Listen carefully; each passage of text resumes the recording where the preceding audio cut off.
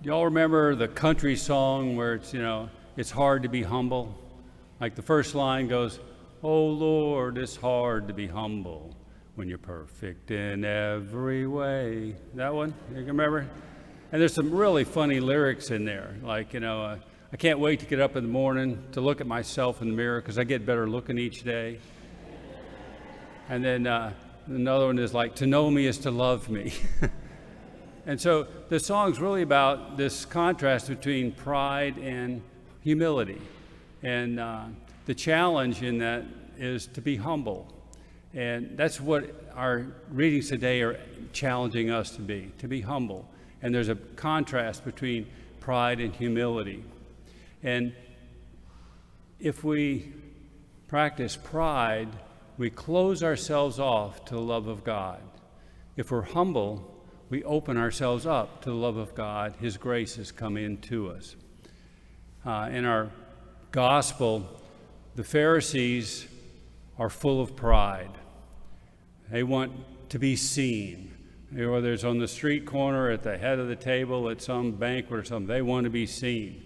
And they're dressing flamboyantly so people will notice them.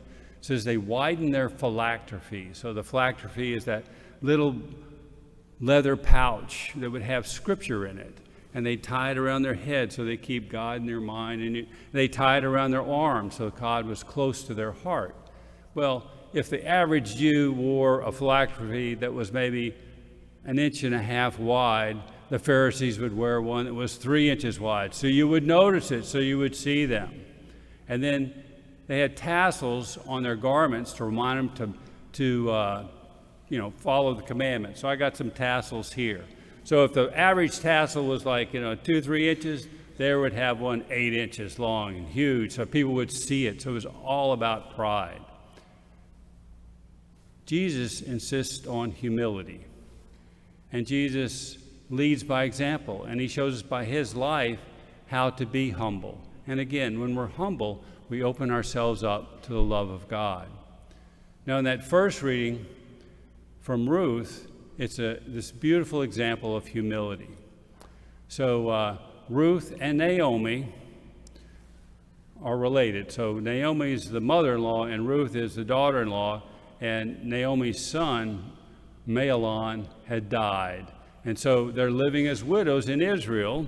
They have absolutely no rights. You can't own property. They're totally at the mercy of everybody else to get fed, housed, everything else. And they're hungry. So Ruth goes out to glean. So that means she's going to somebody's farm that's been picked and going to pick out the heads of grain that were left over that the pickers missed. And so she goes to this farmer's place. This farmer is Boaz, and he's just had the harvesters go through his field, and he sees Ruth in there gleaning the leftover grains of seed and stuff that are left in the field. And he has compassion for her. He goes and tells her that, you can come and glean in my field anytime. I'll tell my workers to leave you alone, not give you any problems. And you're welcome to drink all the water we got here that we've collected that are in these jugs. The laborers won't bother you. And then Ruth just prostrates herself. And he says, "What have I done to deserve this favor?" She's on the ground.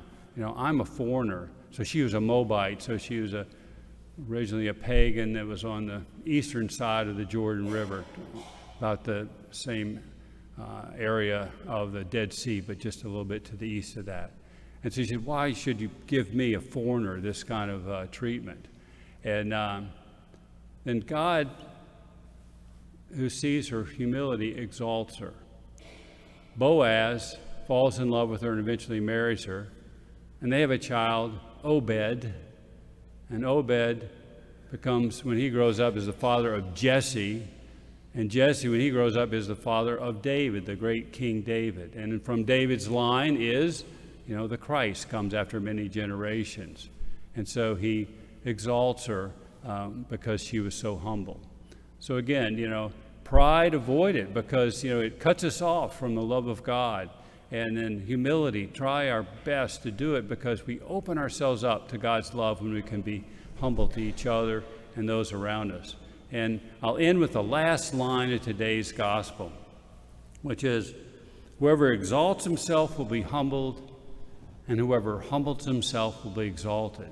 So strive for humility.